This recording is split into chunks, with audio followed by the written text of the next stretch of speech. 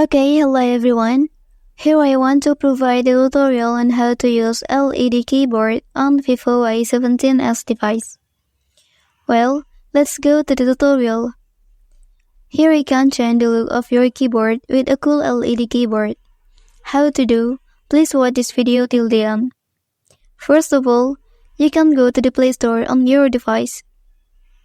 Well, and then here you can type LED keyboard. Okay, and then you can download this one.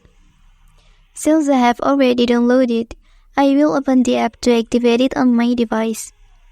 Okay, go ahead and click Get Started here. Okay, and then you can turn it on by tapping this button. And then click OK.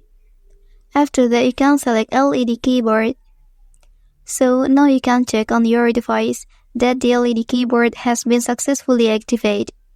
Okay, that's the tutorial on how to use LED keyboard on Vivo Y17s device. If you are helped by this video, don't forget to like and subscribe to get other information from this channel. Thank you.